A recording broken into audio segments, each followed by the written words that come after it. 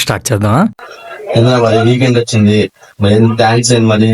నన్ను అడుగుతున్నాడు ఏంటి సుధావిడు? చెప్పు నువ్వే. అబ్బో ఈడు మనకంటే పండితుల్లో ఉన్నాడు. ఇప్పుడు సినిమాలు వచ్చి ఏ సినిమాకి వెళ్దాం ఆ సినిమాకి వెళ్దాం. అబ్బా యశోదాన్ని అడుగుదాం, డబ్బులు పెట్టుకుంటాడేమో. డబ్బులు ఆడి పెట్టుకోవడం వాడు పెట్టాడు. ఇది రియలైజేషన్. పెడతాడులే పార్టీ. వాడు ఎందుకు పెడతాడు? ఇదే డబ్బులు వెళ్ళిపోతాడు.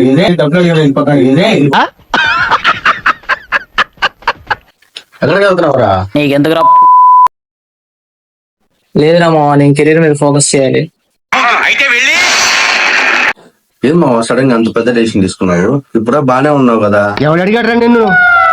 ఎవడు అడిగాడు రా? నువ్వు ఆగరా, నువ్వు లోపల వచ్చి ఫోకస్ చేయరా. ఎవర్రా నువ్వు? ఇప్పుడు చెప్పరా, ఇందాక కెరీర్ అన్నా అంటే అది కాదురా, ఇప్పుడు నేను కెరీర్ మీద ఫోకస్ చేయకపోతే నాకు తర్వాత పెళ్ళైన తర్వాత నా పిల్లలు నాన్ వెజ్ పిక్కల్స్ అడిగింది. ఇప్పుడు నాకు కెరీర్ లేకపోతే నేను అవి కొనలేను, అంత మనీ కూడా నా దగ్గర ఉండవు. నా ఒక్కనికే అట్లా అనిపిస్తుందా అనుకున్నా, నీకు కూడా అట్లనే అనిపిస్తుందా? ఏం మాట్లాడుతున్నా? ఇది విను,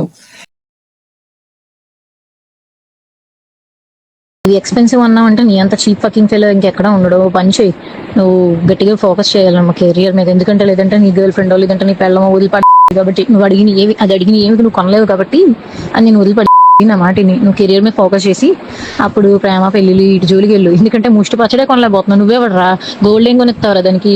కొడతాను ఏమంత. సరేనా, ఇప్పటికే లేట్ అయింది, నేను కెరీర్ ఫోకస్ చేయాలి. వెళ్తా, బాయ్. నేను మరీ అంత ఎదవలా కనపడుతున్నారా?